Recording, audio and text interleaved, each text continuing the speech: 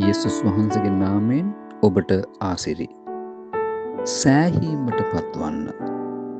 අයුක්තියෙන් යමක් අයකර නොගන්න. නුඹලාගේ කුලී පමණින් සතුටු වන්න. දවසේ කරදරය දවසට සෑහේ. මාගේ කරුණාව නුඹට සෑහේ. ලත් පමණින් සතුටු වන්න. තවද කෑමද ඇඳීමද අපට ඇත්නම් අපි එයින් සෑහීමට පත්වෙමු. හිඟකමක් ගැන මෙසේ කියනවා නොවේ. මක් නිසාද මම මොන ස්වභාවයක සිටින් නමුත් ඊට සතුටු වෙන්ට ඉගෙනගෙන සිටිමි.